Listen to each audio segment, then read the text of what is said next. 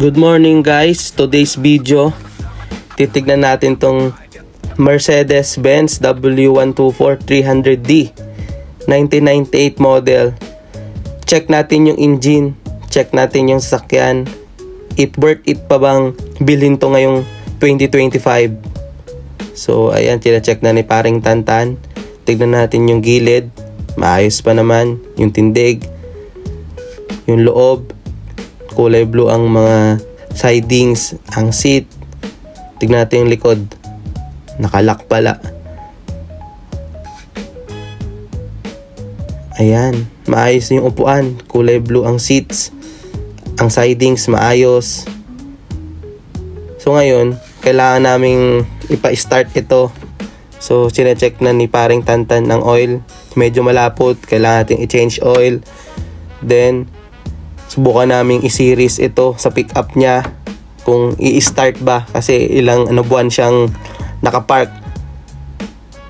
Ayun lang, ayaw mag-start, ayaw ng series, dead bat talaga ang battery nito. Then sinubukan naming ilagay ang battery ng pick-up sa Mercedes at nag-start naman siya guys. Yan ang unang start niya ng after ilang months na naka-park sa parking. So all goods naman yung engine. Ang unang labas ng Mercedes after ng ilang buwan na nakapark sa garahe, ayan, dadalhin na namin sa bahay ni paring Tantan para i-check ang buong unit kung okay pa ba. This is my first drive sa Mercedes na ito. Sira yung mga mga motor sa window. So ang init sa loob. Buti na lang merong fan. Saka meron akong baong Jisoo Life. Ayun, sinasamahan tayo ni paring Tantan. Buti na lang kung pare ko to.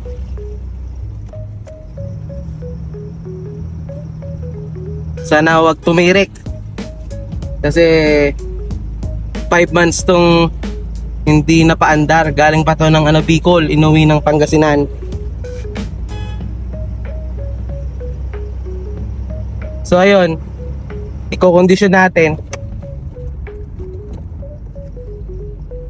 Other video angle from Alex. Tignan nyo naman guys, rolling siya kahit papano. Ang ganda ng tindig. Sa wakas guys, naiuwi na din natin yung kotse sa bahay nila paring Tantan ng walang aberya. So ayun, chinek kaagad ni paring Tantan yung unit.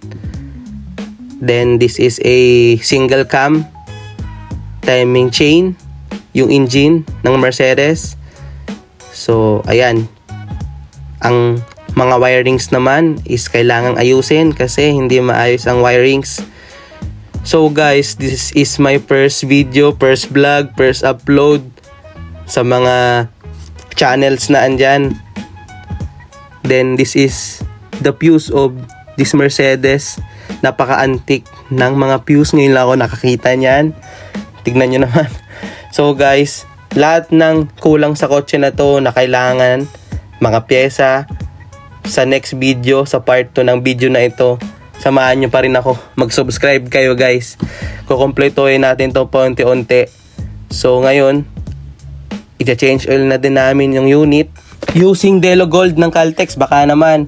Then nilinisan din yung head para kumintab by using RS8 degreaser. Boss, baka naman.